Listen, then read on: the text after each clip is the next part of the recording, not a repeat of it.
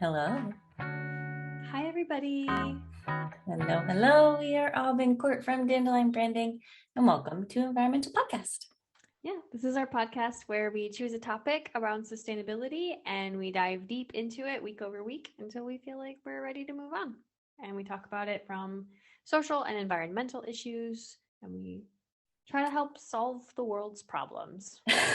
Low key, high key, Low all. key, low key trying to save the world. That's all. Yeah. How else can you figure out solutions if you don't understand the problem? So that's what we're doing. Right. Right. We're just trying to understand problems so we can understand and we can find solutions to everything. Yeah. So let's be honest. The world is fucked. Oh boy. We're starting off on a positive note, everyone. Sure are. Well, we've been talking about the fashion industry for several weeks now, and I feel like last week when we talked about retail versus e-com was the first week in many weeks where we have had a solution that a consumer can actually take part in. So yeah, where like our purchasing habits and our like just being mindful actually does make a huge difference. Totally. Which mhm. in previous conversations the issues were not something that an individual has any sort of impact. It's much more on a corporate level, and of course fast Yeah. fashion is as well, but in terms of like how you shop and how you are kind of your purchasing behaviors, that's definitely something that we can control. So that was Yeah, and it makes a really big difference. Yeah. And this week is kind of similar. I'm gonna talk about what to do with your clothes when they're at the end of life and why that's important. Are you ready? I am. Yes. I'm really interested in this because I donate a lot of stuff, and there's definitely some times where I'm like, ooh, this is, I don't know, is this donate worthy? Like what? I don't, yeah. So I would Yeah. love tips on what to do with stuff as in different conditions or whatever. Yeah. Yeah. Okay. Well, I have some. Yeah. Okay, so just a little background on like the issue, which is that um so out of 100% of textiles, 10% stay on the market. Another 8% can be or sometimes are added back into the production cycle through recycling right now. Um, Another quarter, roughly, is incinerated, so that it's just burned, which is really CO2 intensive, Mhm. especially with the level of like polyester in the world.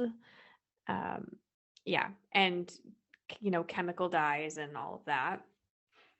That leaves roughly 60%, which is a conservative estimate of clothing that ends up in the landfill. So that is everything from somewhere between 60 to 85% end up in huge piles of clothes in the garbage, just taking up space. And they are mixed and like, some of them are blended fabrics, some of them are biodegradable, but when a biodegradable thing is mixed in with a bunch of things that are blends or made out of plastic, they don't degrade. Mhm. So that super sucks. Um, yeah. Yeah. So it's for me the percentage is easier to work with because um I can't fathom what 13 million tons looks like, and that's the amount of textiles that were burned or dumped in the US in 2017. That number is not shrinking because, like you talked about last time, our purchasing behavior is just continuing to grow. So this actually also ties directly in with purchasing behavior, because the more you buy or the more you get rid of, or the less you wear each item of clothing, the more likely it is to end up in this system where it's just thrown away. Like, yeah. Crazy. Are items ending up in the landfill and incinerators, like, who's is that consumers that are throwing away their clothes, like people? Yeah, or it's okay. people, it's Wow. it's brands, it's yeah, unfortunately Donation some places, yeah. donation places, they don't have anywhere to go, they can't donate them, they just throw them away. It's all of the above. Okay. So I have a statistic. These statistics come from labfresh.eu and the BBC. That globally 92 million tons of textile waste is created every year. So, yeah. And so a rubbish truck of full of clothes ends up on a landfill site every second. And that's growing. Wow. That's growing a lot. It's way too much. This leads to the like clothes mountains that you're like seeing everywhere right now. It's like really, you see, if you're in the sustainability world, there's a lot. I haven't seen it nearly enough. I would like, not enough people talking about it, actually. I agree with you. I think this is a really big issue that nobody ever talks about. We talk about how shitty fast fashion is, but we don't talk about this like end of life piece. And I also feel like it has something to do with most people into sustainability are like, I donate my clothes, whatever. The places you donate to, they also don't have anywhere to like, if they can't get rid of them, then they just throw them away.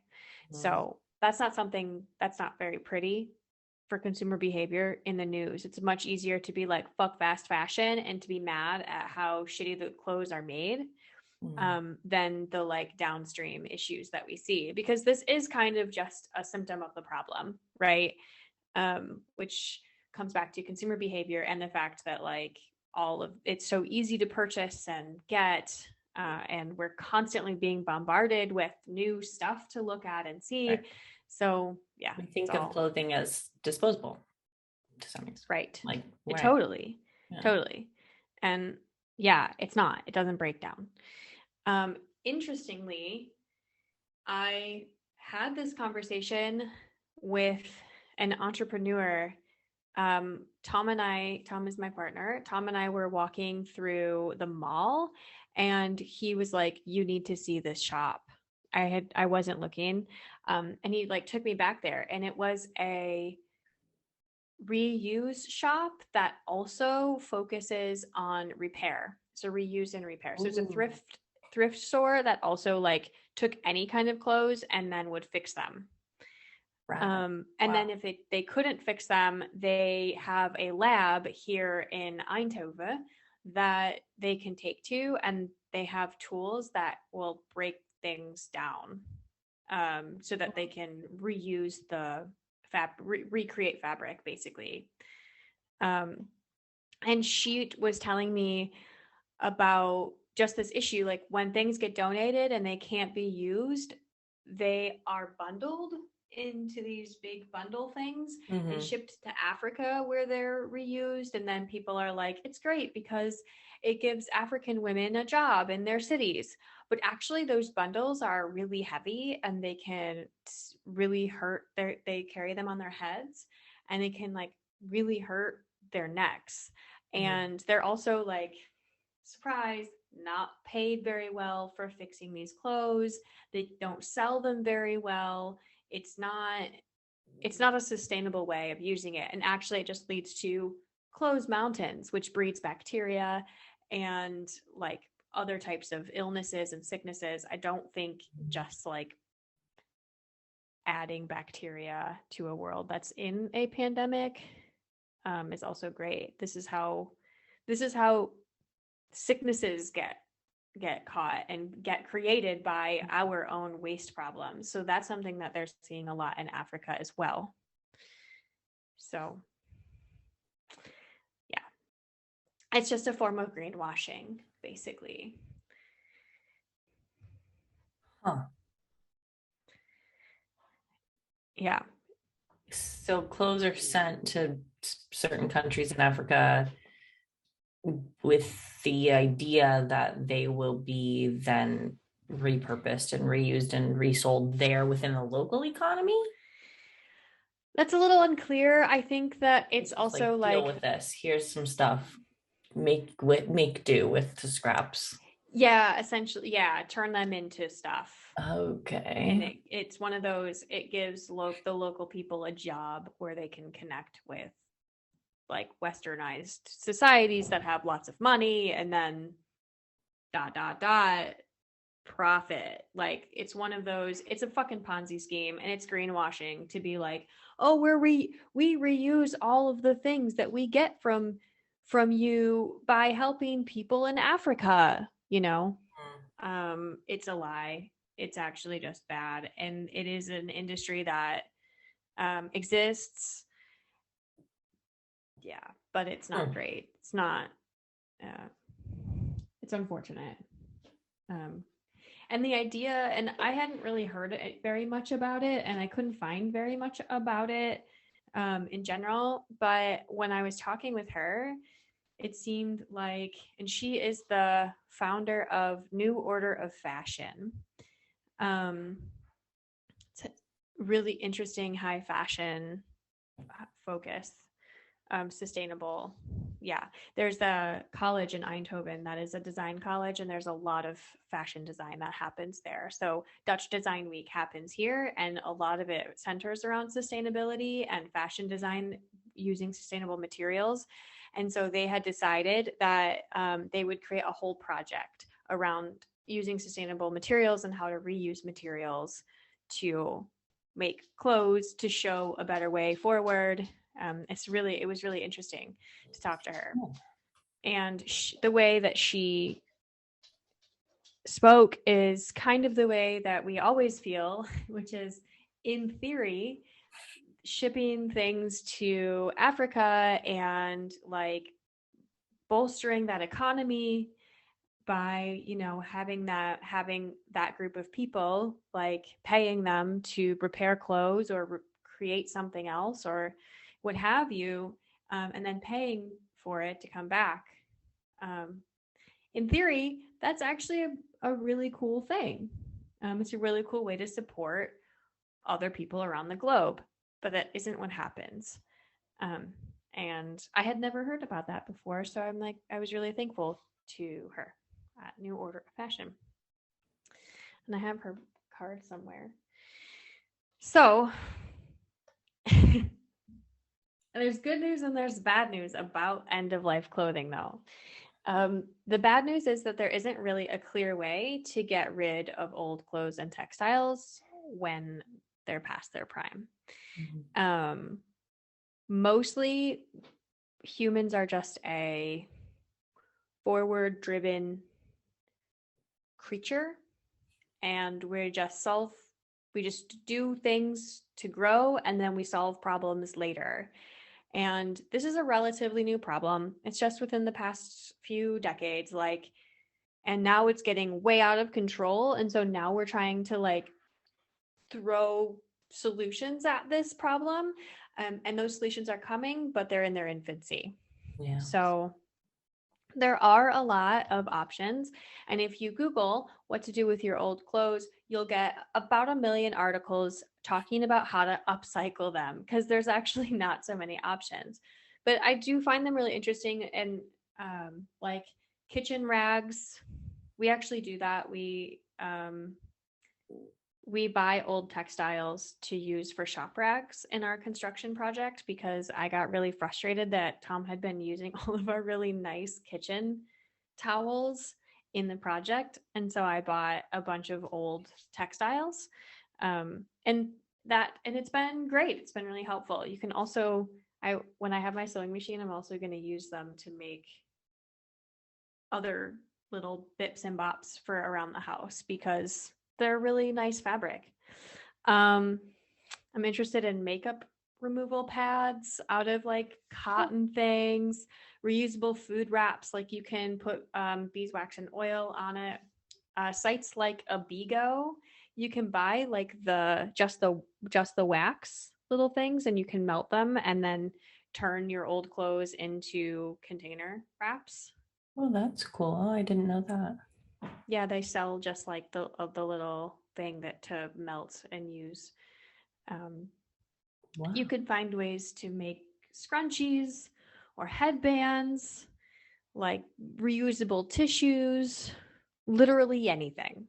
That's kind of the biggest one that you'll see is like use it to make other stuff. Something I'm really interested in is like cutting scraps and then turning it into pillows or like dog pillows. I have a lot of clothes that need to go because so like needs to happen. Yeah. So just finding ways to use it. Don't burn your clothes. That's crazy. Don't light them on fire. What a that's a wild solution. Yeah. Yeah, but it is a solution. Like when we talked to the woman, when we talked about recycling, she also talked about incinerating a lot and how like that just is a thing people do. It just lights up. It just seemingly just goes away. It's how a lot of people in like rural areas dispose of a lot of things. Yeah, they just have like a burn day. You have like a burn pile. Yeah, you just burn all the stuff that you don't. Yeah, you burn trash. Yeah. And I guess if folks are considering clothes trash to some extent, then it makes sense, I guess. But yeah, I mean, or we could just like repair things. I think repairing is something that like really needs to have a resurgence. Like yeah, repairing things. If your jeans have a hole, like put a patch over them. They're still good. They're still jeans. You know, patches are cool. You need to have a patch like on the inside, and like iron-on patches can go on the inside. They're thin. You don't see it from the outside, and they kind of add some reinforcement to Yeah. Definitely repairing is something that's people suggest for this. What I found really interesting was composting 100% natural textiles. So if you are focused on buying organic cotton or linen or like lyocell type clothing, that shit composts in a few weeks. So crazy. Wow, that's really interesting. Yeah, you can just put it in your compost, which makes me really excited because that's something I've now switched to focus on. Is like I want to use 100% natural, and then I was looking and I thought, oh, I can compost this when it's dead, because I basically wear my clothes until they're just too thin and you can see all the way through them. So yeah, that's a really cool one to just compost it. Then I found take back programs, which are starting to have a really cool, which you're starting to see with brands like Patagonia.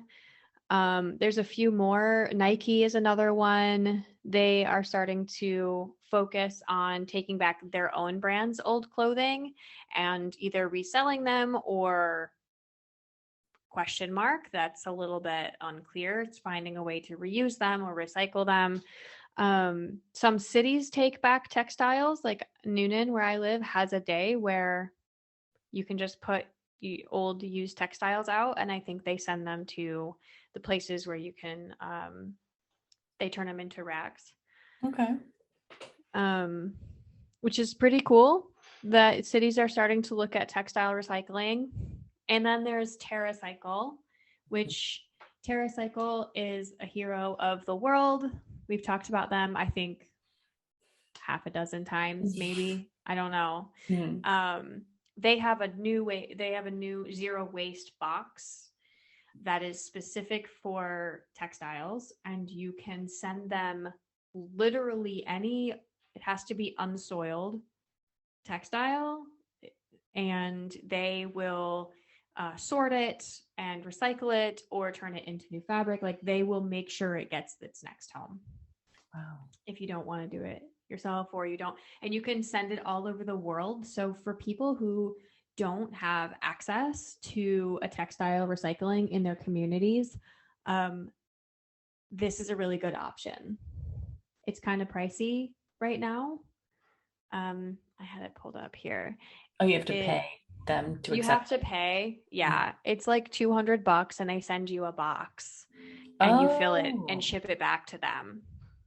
Oh, yeah. Okay. Yeah. They've been doing that's it. Yeah. Very interesting. They've been doing these kind of like prepaid boxes, fill it Yep. on the back, but it has a prepaid shipping label, I think. And yeah, they literally just send you like a little box. yeah.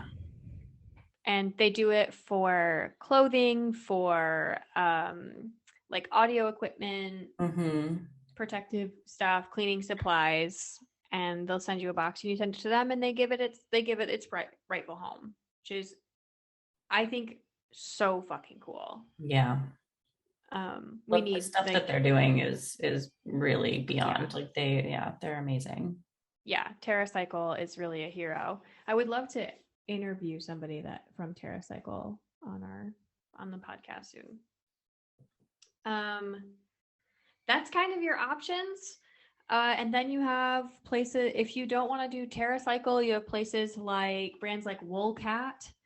Woolcat it's actually a Dutch brand. They're also in Morocco, but there are some other ones around. And essentially they take old clothes and textiles and break them down and then reweave them so that they have new thread, and then they make them into new fabric entirely. Whoa. So wow. I thought that was really cool. There is a machine, and this is one of the things that is really in its infancy, that there is a machine that just, I think it just like pulls apart all the strands of your old clothes, and it looks like fluff kind of, and like old wool. And they take that old wool and they just put it back through a weaver machine. But when they do that with stuff that's already been woven, it isn't as the fabric isn't as good. Yeah, not as like durable. Yeah. You're kind of breaking it down. Yeah, you're breaking it in order to redoing it. So in order to make it into new fabric again. So basically with that one, that's the one that's like pretty much still in its infancy, and it needs some investment to like make more durable fabric and to make it better, but it's coming. And Woolcat, we'll put a link to Woolcat here in the description. They mostly work B2B, but yeah, it's still a great resource to know about. They're focused on that. There's also labs cropping up, like the one I mentioned in Eindhoven, New Order Fashion. They are creating a lab so that people in the textile industry, and they might open it to classes to the public. I'm going to go actually talk with her again this weekend about that. They might give classes to use one of those machines to break down your old clothes. They have one, and the lab is totally new, and it's opening in a few months, or in a month, I think, in January. So it's not set up, or I would like totally give you all the info, but it's not there yet. So, and I don't think they totally have everything quite planned out, but the idea is to teach folks in the textile community and potentially the public how to recycle their clothing. So It's awesome. that's cool. It's really awesome. So there's a lot of solutions out there, but there isn't an agreed upon solution, and it's not at any sort of federal level by any means. The most put together one I found was the Terracycle, and that some cities take textiles. That's just exactly the same as recycling. Like, you need to go deep into your city's website's recycling information to figure out if that's something they do and what they do with it, because your city might take textiles and then bundle it and then ship it off to Africa. So, which isn't great. Just shifting the problem to someone else. Yeah. A lot of these like take back programs, recycling programs. I kind of feel like Terracycle is the same, but they're just like hero special people. It feels like it just kicks the problem around. And because the real problem comes back to consumer behavior and what we buy and and of course manufacturing and how we grow our textiles. Like it makes sense that we vilify the front end of the fashion industry, because that's where those initial decisions get made, and that starts this problem. But then we didn't have any fucking plan on the back end at all. There is no plan. We have no. Yeah, it's like, because it's easier for people to like blame this like faceless thing than like to have to come to terms with their own problems that they're creating, or like their own, the consequences of your own decision making and what you've been how you've been purchasing. So that's pretty much the gist of it, though. There's not a whole lot. And I mean, I have a few sources, but in general, when you start looking into what to do with old clothes, every homesteader blog and like every Tom, Dick, and Harry has their answer for what they do with their old clothes. Most of them are just making kitchen rags. I guess there's a lot of kitchen rags in the world, but then the question is like, what do you do with that kitchen rag? Right. What happens when it's so thin that you can't use it anymore? And that's where we have a serious problem. I mean, if people did that, the clothes mountain wouldn't be so big. If it was actually worn down, like actually. I mean, because the issue is I've worn this 3 times. I don't want it anymore. Let me throw it away. Or the donation, Goodwill can't actually you sell it again. Throw it away. Yeah. But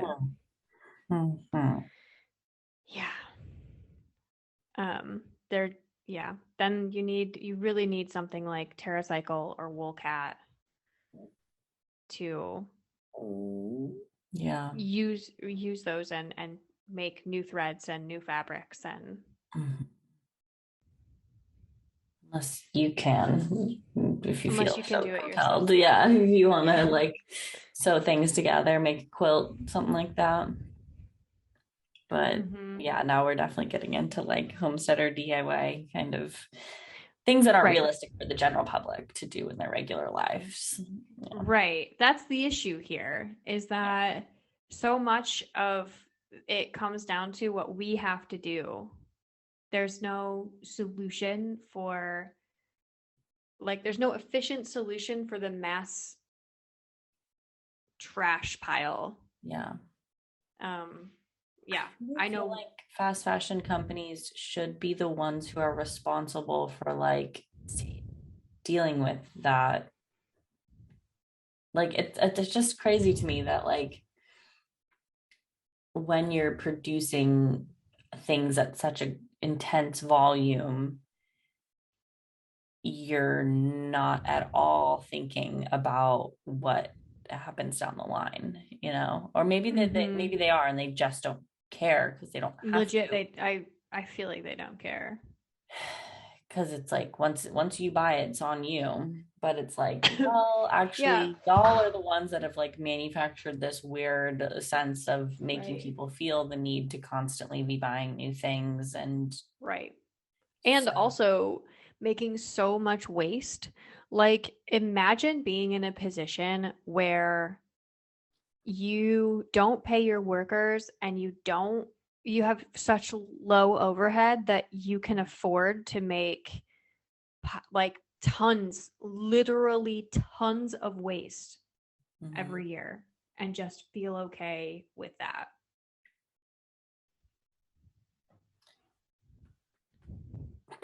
Yeah. I couldn't imagine it. Like that's I Mhm. get being a consumer and throwing away clothes because you just don't want to deal with it. Mhm. But running your business on a model of literal waste where Mhm. you're like, I'm just gonna overproduce this by metric tons, but it's cool because my overhead is so low that I'm like, fine. Mhm. It's insane. It is. Yeah, it is. And that's a much harder issue to solve because it's just greed, I guess, or lack of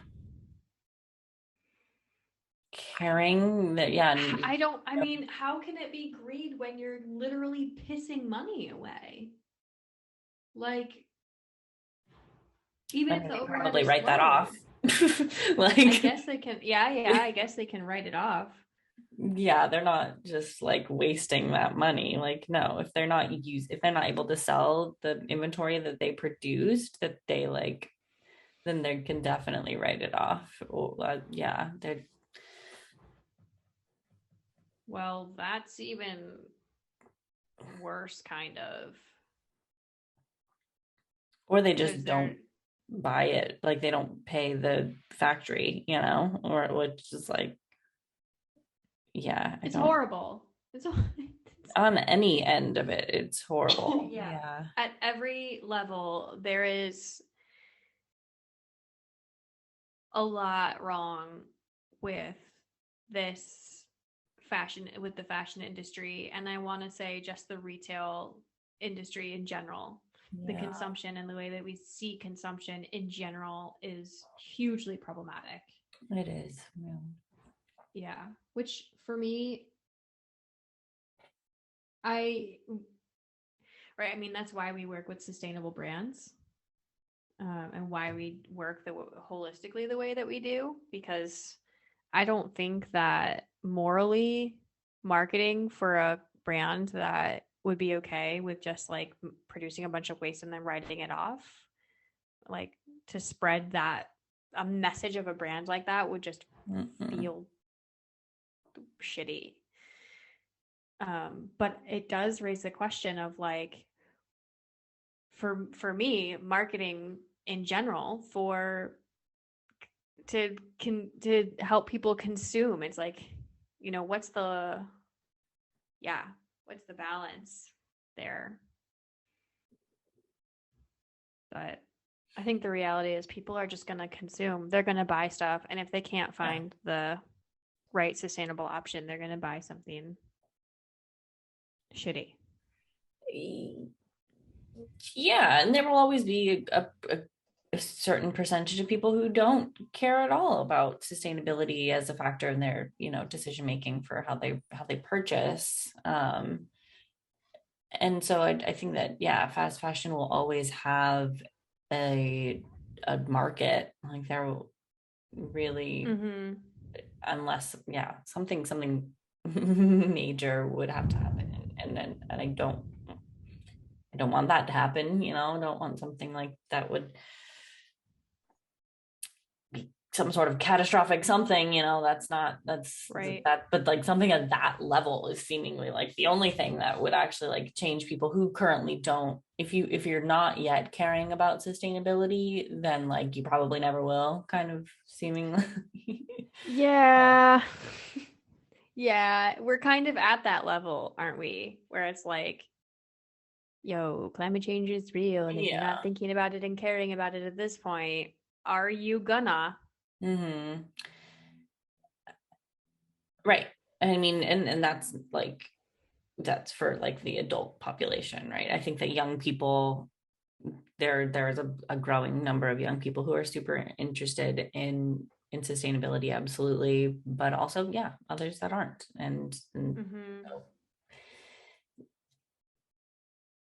it's a really interesting thing though. Yeah, I think though sustainability is growing in popularity, it's there's still very much a lot to do in order to get any actual Change the changes world. to happen. Yeah. We have to change the world, Courtney. We It don't is, have a choice. uh, man, yeah, it's such an interesting thing. I mean, it's, it's yeah, I don't know. I'm gonna just keep buying secondhand pretty much as Yeah. I can. Like, I mean, Yeah. yeah, that's pretty in terms of clothing, at least. That's primarily Yeah. what I feel comfortable doing. But Yeah. We buy secondhand.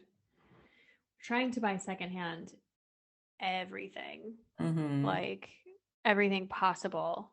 mm-hmm. Like we just bought our new sinks for our kitchen secondhand, and Hmm. like all of Tom's like workshop is built secondhand, and with from all of secondhand furniture, and yeah, everything. Um, it takes so much more energy to do that than It it does. does just to go to a store and buy something. Yeah, it can. Yeah, yeah. But it should. Mm-hmm. Thinking about our consumer, yeah, we think about consumer behavior at every level. It should be a harder choice to buy stuff Mm-hmm. in general. You should do the research. You should try to figure out the best thing to do. I'm actually Yeah. bummed right now because the EU is changing the standards for their um, wood burning stoves Mm. starting in January.